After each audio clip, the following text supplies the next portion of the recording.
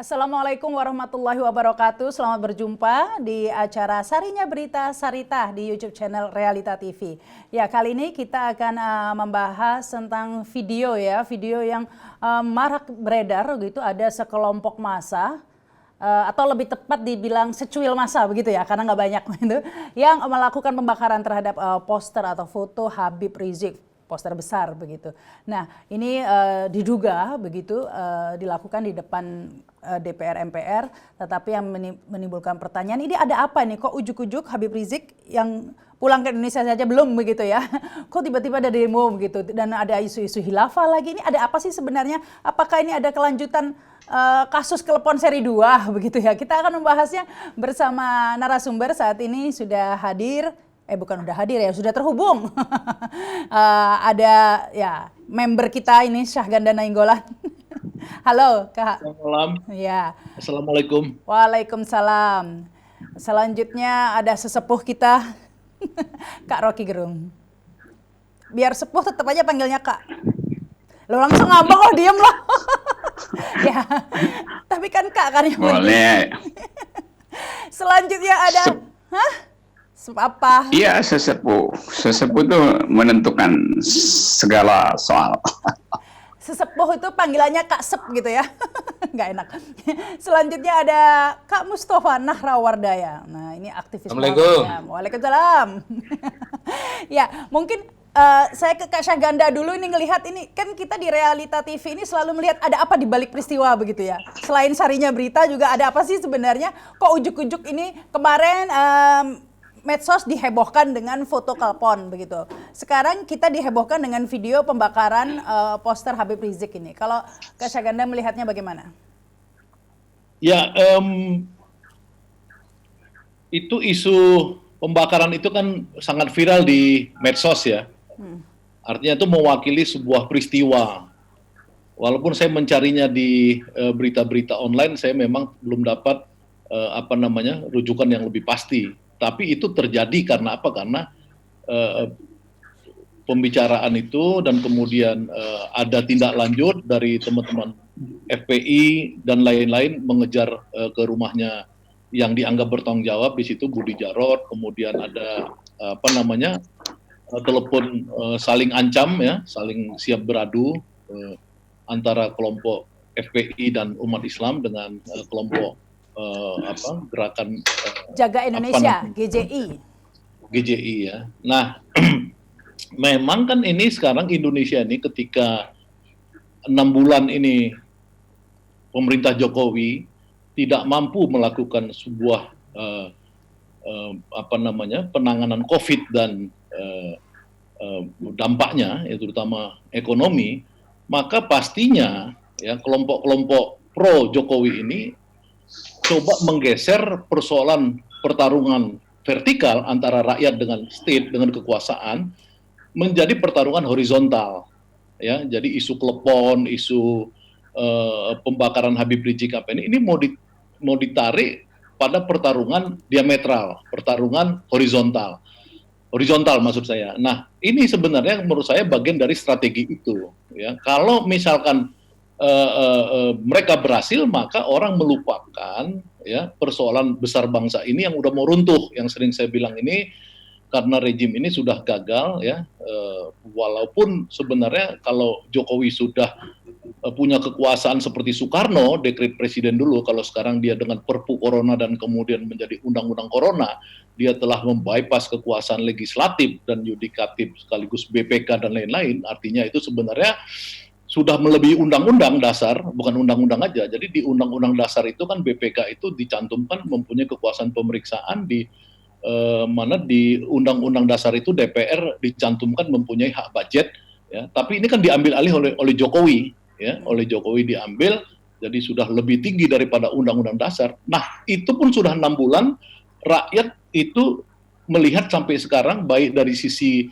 COVID-nya sendiri, penyakitnya ini makin lama makin naik. Ya. Jadi kalau Jokowi saya dengar tadi di sebuah radio mengatakan bahwa new normal itu adalah produktivitas, menaikkan produktivitas dengan optimisme. Itulah definisi Jokowi ya kalau kita dengar iklan-iklan Jokowi di radio-radio, kalau saya nggak tahu di iklan di tempat lain, tapi di radio saya dengar. Nah, sebenarnya kan kita tidak pernah ada new normal karena tidak pernah ada terjadi sebuah flattening the curve, ya kurvanya nggak pernah menurun, naik terus sampai sekarang sudah tembus di atas 100.000, akan terus dan ini penyakit akan menyebar ke seluruh Indonesia semakin banyak. Nah, Jokowi dianggap sudah gagal sebenarnya sebagai sebuah rejim. Nah, bagaimana menggeser ini supaya kegagalan Jokowi ini berpindah jadi konflik sosial antara pendukung Jokowi dengan pendukung anti Jokowi yang selama ini salah satu simbol sentralnya adalah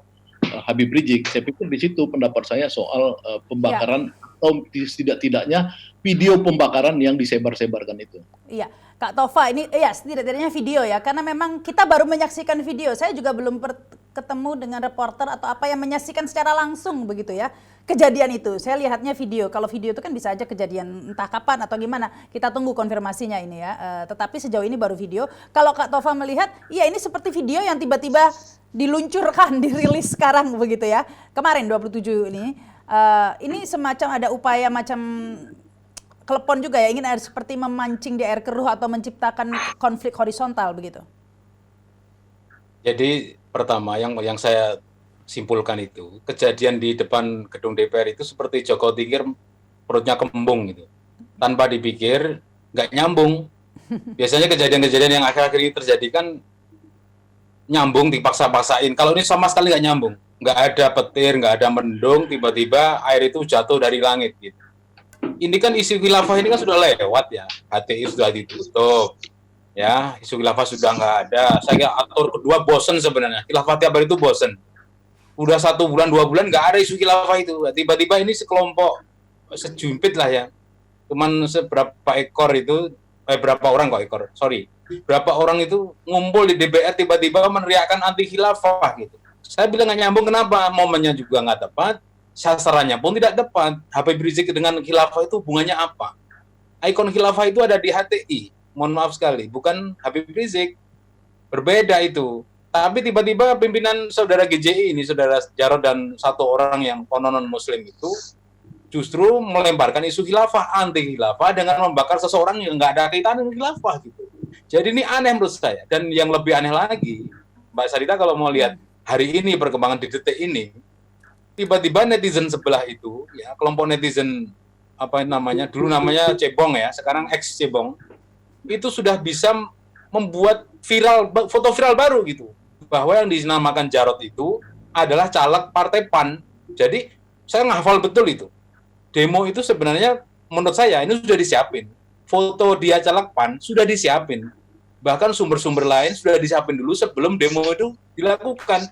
Jadi prinsipnya gini, kejahatan itu, ya penjahat yang senior, yang berpengalaman, itu menyiapkan jalan kaburnya sebelum dia berbuat, sebelum bekerja. Saya ulangi ya, penjahat yang senior itu, dia biasanya menyiapkan jalan kaburnya sebelum dia bekerja atau berbuat. Pendemo yang senior juga begitu, dalang pendemo juga begitu. Dia udah siapin beberapa sequel gitu. Nanti setelah demo, kemudian dinyatakan ini demo apa, nggak nyambung, Joko Tingkir makan kembung, makan ikan kembung. Nah ternyata yang disasar itu adalah partai yang menurut mereka ya sekarang lagi merapat katanya begitu, merapat ke kekuasaan. Ternyata itu dulu yang oposisi sekarang udah kapok merapat ke kekuasaan. Ternyata Jarod ini adalah mereka juga begitu. Bahkan dicampur-campur, ada kasus lain perempuan yang yang separtai dengan dia, yang dikatakan dia terkait dengan kasus prostitusi yang hari ini lagi ramai dibicarakan. Kok bisa gitu loh, nangkep pelaku prostitusi, perempuan diduga pelaku prostitusi, yang ini separtai dengan Jarod, fotonya dijajarin Lilo, satu partai, yang partai ini sekarang lagi merapat ke kekuasaan, lagi mendukung pilkada di Solo, dan seperti itu. Jadi ini sebenarnya menurut saya, satu gelang istilah saya itu, ya, satu gelang itu mereka satu kelompok, baik yang membuat galangnya, pelakunya, yang menyelamatkan, dan yang pasti terjadi itu, meskipun pelaku-pelaku ini melakukan, mohon maaf, pelanggaran hukum, ya lambat itu, nggak tahu kenapa itu ya. Kalau misalkan ini yang pelakunya ini FBI, sebaliknya misalnya membakar gambarnya Palu Arit misalkan, atau gambar yang lain, itu cepat sekali tuh korlapnya dipanggil. Kalau ini coba lambat sekali, nggak tahu kenapa, apa karena sinyalnya itu nggak bagus, atau karena COVID dan seterusnya. Baik. Jadi pola-pola seperti ini sudah terjadi sebelum-sebelumnya, dan ini sangat kita hafal stereotip namanya. Ini saya ya ke Kak Rocky ya. Ya memang banyak yang bertanya-tanya, ini kok Habib Rizik pulang aja ke Indonesia nggak bisa gitu, masih mending Joko Chandra ya bisa bolak-balik pulang gitu. Ini Habib Rizik ini pulang aja nggak bisa, kok tiba-tiba jadi tertuduh pemimpin khilafah katanya. Dan kenapa ujuk-ujuk kembali lagi nih isu khilafah muncul? Kalau dulu kan jualan radikal katanya ya, sekarang khilafah lagi. Ini kok seperti periodik begitu ya dimunculkan? Ya, periodik. Kan orang dungu selalu lupa bahwa sesuatu itu harus betul-betul relevan, baru dia jadi burning issue tuh. Kalau sekedar periodik, maka bagian yang udah lapuk pun diulang-ulang gitu kan. Isu yang udah lapuk diulang-ulang, itu dungunya. Kalau mau ngatur demo, ngatur sensasi, cari momen dan bikin persiapan yang bagus. Survei dulu di mana mau nyetak foto Habib Rizik. Itu kan nggak disurvei kan? Mungkin sekali dicetak di toko, di studio yang udah biasa nyetak wajah orang lain, tiba-tiba disuruh nyetak wajah Habib Rizik, langsung dianggap, oh ini mau demo nih. Lalu dikasih bahan yang anti terbakar. Nah itu dikerjain kan, di-prank sama si printing office itu. Karena belum bayar jadi nggak bisa dibakar. Iya. Jadi persiapan aja nggak bisa, itu artinya dungu kan. Jadi gagal kan. Dan saya kira juga Habib Rizik nggak anggap itu. Mungkin Habib Rizik habis lihat videonya, mungkin dia pakai kan dia suka bercanda Betawi. Gua katanya juga apa, kagak mempan lo, gitu, begitu-begitu kan. Jadi saya anggap ini, kalau ini operasi intelijen juga pasti intelijen yang dungu tuh, yang menyuruh orang demo tanpa mengatur timing, tanpa mengatur pantun baliknya apa itu. Jadi begitulah akhirnya, yang kena getahnya kan Ibu Mega akhirnya tuh, karena dituduh dianggap ikut terlibat sehingga vilanya itu harus diamankan polisi kan. Kan bodohnya begitu kan. Intel yang bodoh itu nggak melihat result dari peristiwa ini apa tuh. Saya anggap begitu. Ya. Karena out of the blue tiba-tiba ada demo tentang khilafah yang ngapain ini. Padahal fokus orang itu bukan pada Habib Rizik. Orang bahkan dalam seminggu ini lupa Habib Rizik karena ada dinasti di Solo tuh. Jadi fokusnya kan lagi pindah ke Solo. Satu. Fokus kedua lagi pindah ke COVID karena tiba-tiba Oxford University atau Oxford Research Center soal pandemi memberi kita nilai D dalam penanganan COVID. Itu berapa jam lalu, 2 hari lalu orang tahu itu tuh. D artinya dungu. Ya, lepas dari kedunguan itu nih Kak Rocky, tapi mengapa sih kok umat masyarakat ini, publik ini seakan dibentur-benturkan begitu ya dengan yaitu isu yang sudah lama dikunyah-kunyah terus begitu ya? Itu kenapa? Kan coba kita bikin semacam peta itu. Di publik ada soal krisis di dalam kabinet. Erick Thohir menagih utang pemerintah melalui kasir negara Sri Mulyani soal BUMN. Sri Mulyani dianggap nunggak, pemerintah nunggak 130 triliun, jadi viral, jadi poin. Tadi COVID kita disebut sebagai negara yang paling dungu di dalam penanganan COVID itu. Lalu ada isu tentang dinasti, segala macam isu beredar. Maka biasanya mesti dicarikan isu lain yang lebih seksi untuk menghalangi isu-isu current isu itu berkembang menjadi problem serius. Jadi ini diajukan sebagai current issue tuh. Di dalam mata mak-mak ini nggak mempan karena mak-mak lagi sorot di, saya sebut mak-mak karena referensi saya cuma WA mak-mak tuh, kalau mau lihat politik setiap hari cuma WA mak-mak yang bisa dipercaya tuh. Mak-mak tuh tetap sorot soal dinasti, kan itu problemnya. Nah, intelijen berupaya untuk ajukan atau menyisipkan burning isu baru itu. Yang paling burning ya pasti soal agama, karena itu diambil figur Rizky kan. Jadi kelihatannya di dalam teori intelijen selalu ada upaya untuk remapping keadaan. Bikin semacam psikogram untuk tahu fasilitas psikis bangsa ini ada di mana suhunya tuh. Yang paling mudah untuk menguji suhu psikis bangsa adalah dengan soal-soal yang sifatnya SARA. Jadi begitu isu SARA muncul, itu orang yang paling sederhana pikirannya tahu bahwa itu kerjaan intelijen itu kan. Kan cuman itu yang terjadi sebetulnya kan. Apalagi tidak ada pretext, tidak ada konteks, tiba-tiba Habib Rizik diajukan. Nah yang terjadi apa? Yang terjadi adalah penguatan kembali politik identitas kan. Tapi itu juga nggak akan mempan karena kita berhubungan dengan kekacauan koordinasi COVID, berhubungan dengan anggaran yang berantakan, berhubungan dengan tatapan internasional yang menganggap ini pemerintah yang nggak bisa dipercaya.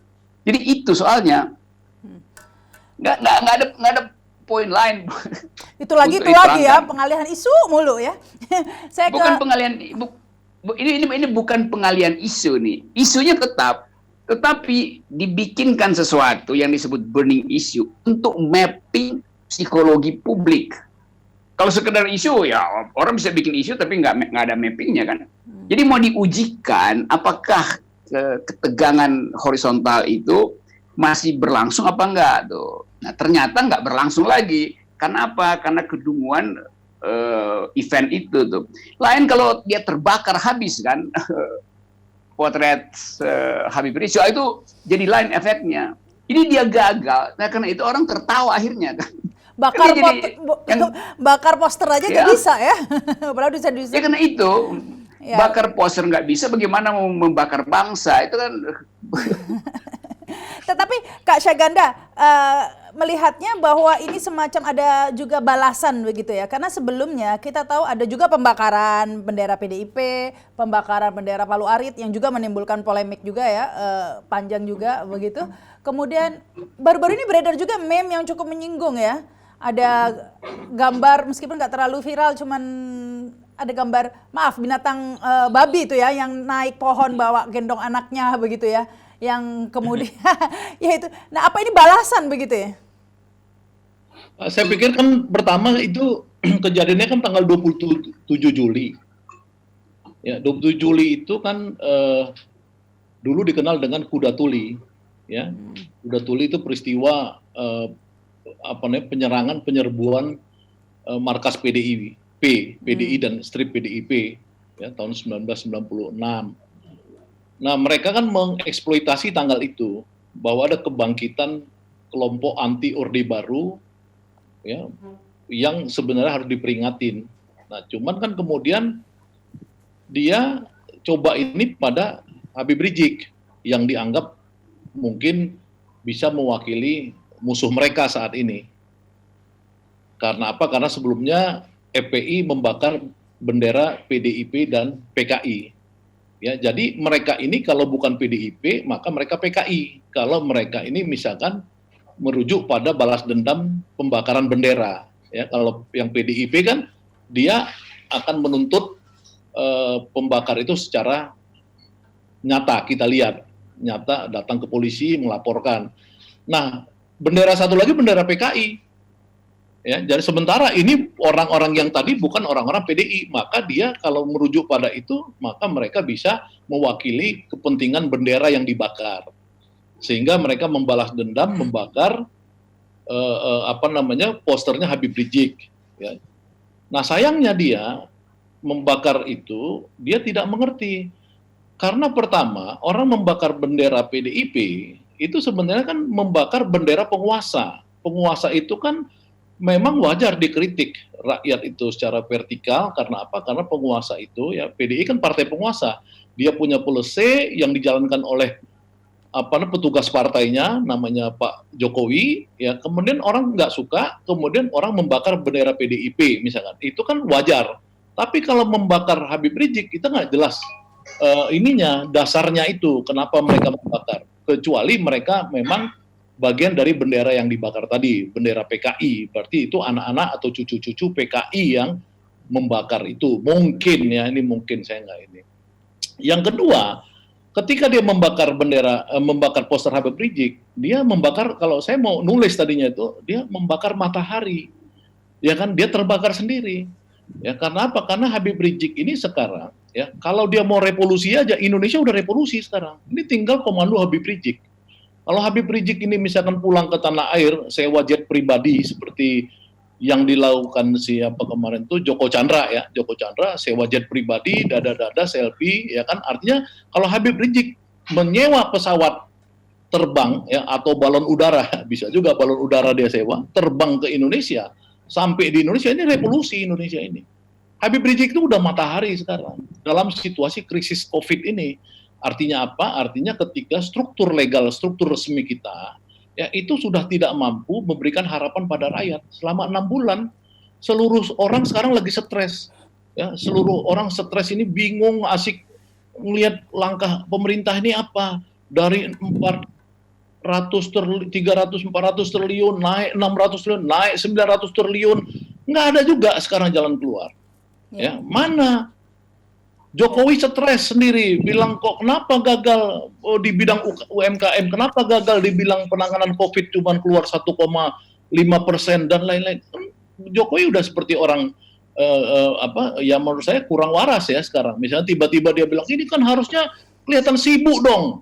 Masa menteri-menteri apa enggak, kita harus kelihatan sibuk supaya apa? Supaya kelihatan itu kerja, kelihatan apa? Urgensi ya kerja ya. Urgensi dia bilang, kita harus kelihatan sibuk. Ini kan orang apa ya, menurut saya kan orang yang aneh kalau minta menteri-menterinya kelihatan sibuk. Bukan sibuk beneran, kelihatan sibuk gitu loh. Ini kan karena apa? Karena memang dia mau melakukan apapun sekarang kan mati langkah. Jadi kalau saya sebagai pecatur, ya saya kebetulan juara catur di ITB dulu, itu saya ngerti, ini udah mati langkah. Dia nggak bisa lagi, mau langkah apapun itu gagal semua. Nah kalau Profesor Din Samsudin dia kan langsung ngasih hubungannya dengan langit, artinya dia mengutip surat Al-A'raf Din Samsudin nih, bahwa apapun yang melakukan penguasa ini terus salah dan salah, terus sampai akumulasi kesalahan dan kesalahan. Itu Profesor Din Samsudin, dia bilang tangan-tangan langit sudah ikut mempengaruhi apa yang terjadi di bumi ya, karena beliau ini kan memang profesor, ahli agama, tokoh agama. Nah kalau misalkan kita membahasnya ini memang secara nyata sudah gagal semua. Jadi memang ini coba dibenturkan dengan model-model konflik horizontal, klepon dan lain-lain ini, kemudian terakhir Habib Rizik. Tapi menurut saya itu sudah too late. Ini udah nggak ada. Kalau saya sih jadi Jokowi, saya pasti udah lempar handuk. Ya, kalau saya, karena saya ini kan tipenya kayak Gus Dur, kayak Habibie ya. Waktu Habibie itu dia tahu dia udah nggak mampu, dia lempar handuk. Dia minta maaf sama rakyat Indonesia, dia nggak mau. Boro-boro lempar anduk malah mau adalah anaknya juga kok. Nah, iya kalau saya jadi Jokowi ya, tapi Jokowi yang sekarang ini kan justru dia pikir dia mau kesempatan untuk membangun dinasti. Nah, kesempatan yang dia pikirkan ini membuat orang makin jijik. Karena apa? Karena Soeharto itu butuh waktu hampir 30 tahun baru menampilkan Tutut sebagai Menteri Sosial. 30 tahun Soeharto itu bekas tentara ya, yang semua orang takut sama dia ngerti. Ya dia take time 30 tahun. Ini belum apa-apa dia pun udah mau dinasti. Ini yang membuat orang makin marah, saya pikir. Baik, tapi saya ingin ke Kak Tova lagi. Ini efektif tidak sih ini tadi itu untuk menciptakan konflik horizontal? Kalau kata Kak Syaganda tadi Habib Rizik matahari, meskipun saya nggak sependapat ya, saya yakin banyak juga orang yang sebenarnya tidak sependapat dengan Habib Rizik. Saya juga kadang-kadang nggak sependapat begitu ya. Tetapi dengan perilaku semacam ini, orang malah jadi akhirnya mendukung Habib Rizik begitu ya. Nah, kalau minimal tidak membenarkan cara-cara seperti ini begitu. Kalau Kak Tova sendiri melihatnya, apa efektifkah cara-cara seperti ini untuk menciptakan musuh bersama, musuh besar, Habib Rizik sebagai musuh bangsa gitu ya, bahwa akan merubah Indonesia menjadi khilafah dan lain sebagainya? Jadi di dunia intelijen itu ada istilah namanya bullshit ya. Bullshit itu 2 kata, penimbul situasi. Itu sudah terkenal sekali di dunia intelijen. Penimbul situasi, ketika tidak ada isu maka intelijen itu bisa menciptakan peristiwa disebut bullshit, supaya ada situasi ditimbulkan seperti itu, nanti nunggu umpan dilambungkan, nanti dicemes atau ditendang atau disepak. Nah, itulah hasil dari kerjaan mereka itu. Nah, sejak tahun 2016 itu, saya ingat sekali, saya itu panitia Parade Tauhid tahun 2016 itu, saya itu handphone saya di cloning. Ini saya ceritakan dulu sebelum jawab efektif atau tidak. Ya. Handphone saya di cloning. Sangat bisa. Jadi saya nggak tahu kelompok ini kelompok mana. Saya tidak menuduh intelijen kita, karena intelijen di Indonesia itu ribuan, dari asing juga banyak di sini. Tiba-tiba itu ratusan orang menerima SMS dari saya, dari nomor saya, itu membatalkan acara Parade Tauhid. Bayangkan coba ya. Jadi nomor saya itu bisa dipakai kelompok tertentu untuk meng-SMS orang buahnya itu membatalkan acara Parade Tauhid. Kenapa saya tahu itu SMS beneran? Karena orang itu mereply ke saya, bisa membalas ke saya. Kan biasanya kan orang pakai aplikasi atas nama Mustafa, ngirim, tapi nomornya orang lain. Ini enggak. Nomor saya dipakai untuk SMS ratusan orang, ribuan orang, pembatalan acara Parade Tauhid. Lalu orang-orang itu maki-maki saya, loh Anda itu panitia kok membatalkan? Tak tahu dari mana? Saya dapat SMS dari antum, wah ini bahasa Arab tuh. Dulu 2016 tuh. 2017 terulang lagi ketika Pilkada DKI. Saya dipanggil Polda Metro Jaya itu gara-gara bom tweet namanya. Karena saya aktif di Twitter. Jadi ribuan tweet atas nama saya itu menghina-hina pejabat tertentu. Saya dipanggil ke Polda Metro Jaya 2017. Nah, seperti itu. Efektifkah bullshit seperti ini? Bisa dikatakan efektif juga tidak. Kalau dulu mungkin iya ya, masih berpikir panjang, ada dananya, dan orang-orang yang digerakkan itu masih orang-orang yang punya akal ya, bahasa Pak Rocky Gerung itu. Nah, semakin ke sini akalnya makin dikit, isinya makin berkurang. Akhirnya apa? Yang mau digerakkan itu orang-orang yang tidak bekerja, yang digerakkan itu orang yang tidak mau berpikir. Lah kok disuruh isu khilafah mau saja hari ini? Kan nggak nyambung. Kayak tadi di Joko Tingkir makan ikan kembung tadi itu kok mau lah? Memang akalnya itu cuma sedikit, sudah berkurang. 3 tahun lalu mungkin masih sehat akalnya. Begitu sekarang sudah jatuh terus rendah-rendahnya, hingga apa? Satu, jumlah pesertanya itu cuma nggak seberapa. Dulu masih 2016-17 untuk menandingi acara itu masih luar biasa. Ketika 4-11 lalu ditandingi dengan 4-12 itu masanya masih banyak.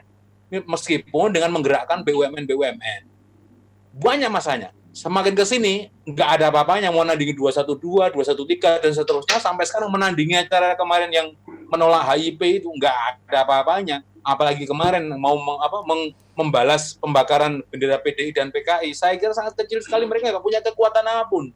Nah sayangnya mereka berkuasa. Persoalannya mereka berkuasa. Jadi bisa memanfaatkan segala lini, kalau mau ya mereka, saya menduga saja, menggerakkan segala lini untuk mengatur isu ini supaya mereka tujuannya ya mungkin bukan pengalihan isu, tapi isu bisa teralihkan gitu. Jadi orang yang terbiasa dengan otak kiri, yang nggak terbiasa dengan otak kanan, mereka akan terpengaruh itu. Kalau saya yang terbiasa dengan otak kanan, saya nggak mudah percaya dengan peristiwa. Ada bom meledak, saya nggak langsung percaya bahwa itu adalah bom bunuh diri misalnya.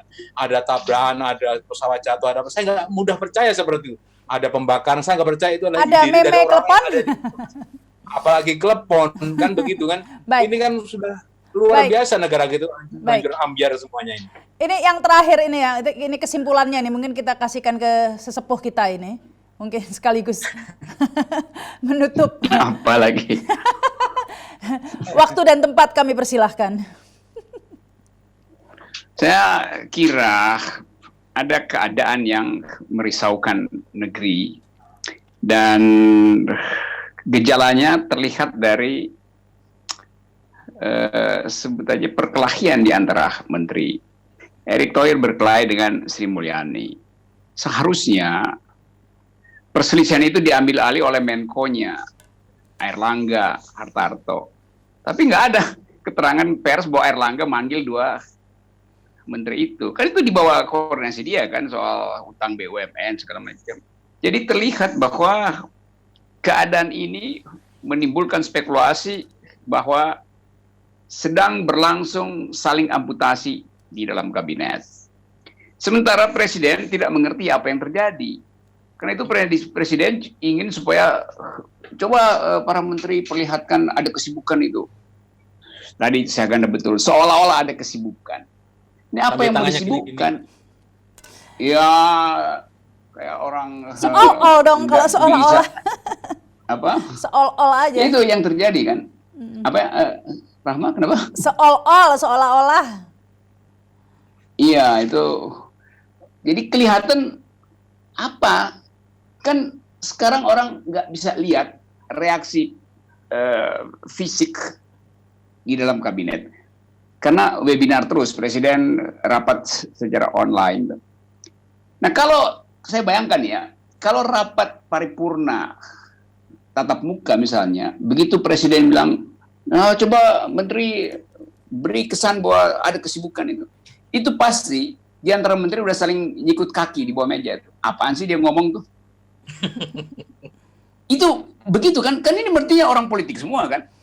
Jadi keadaan Saya itu pernah ngobrol dengan mantan pejabat negara yang udah keluar. Ceritanya memang begitu. Tuh. Pasti saling senggol.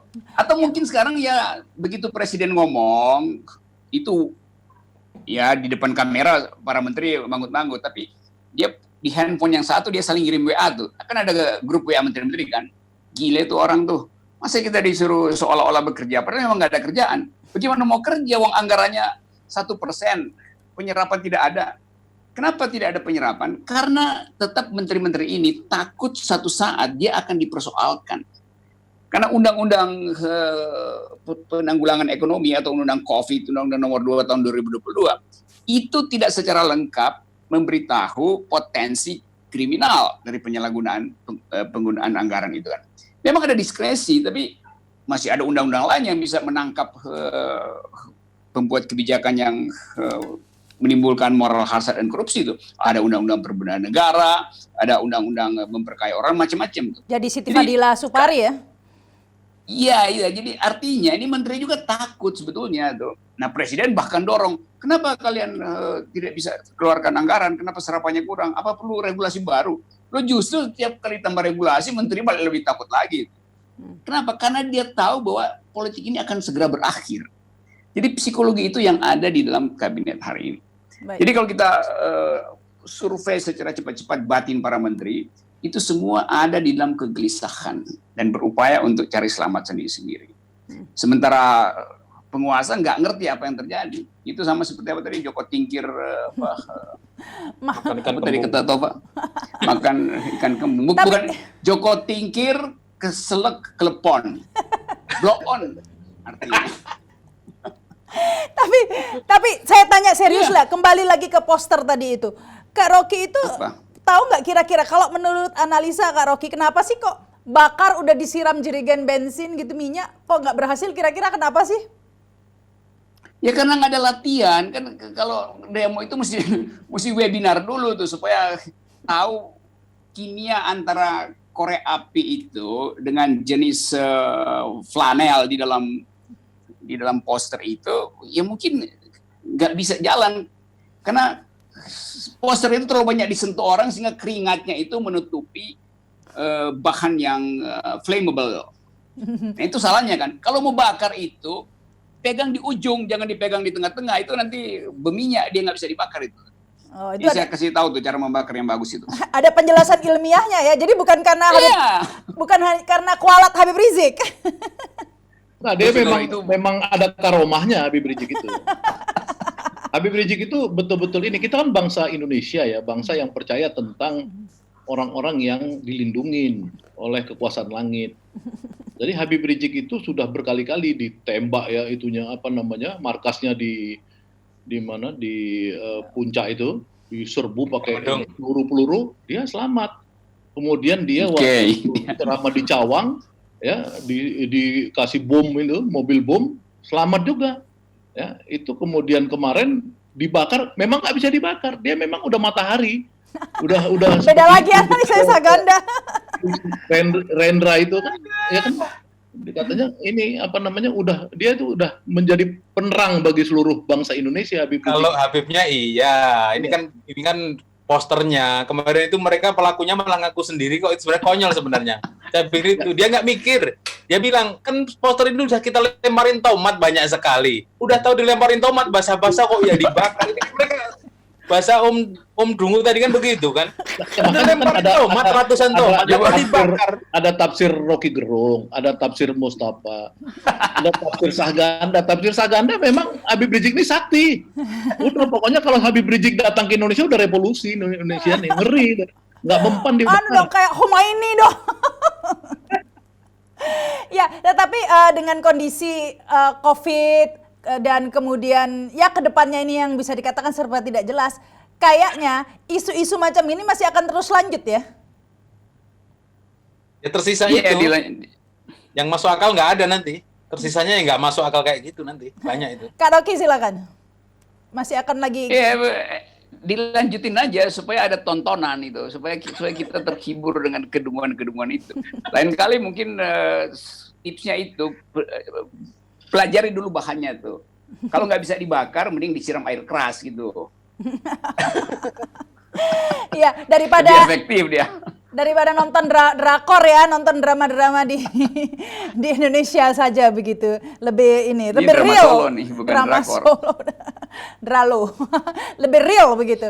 Baik, terima kasih ini Kak Syaganda, terima kasih Kak Tova dan juga Kak Rocky. Oke.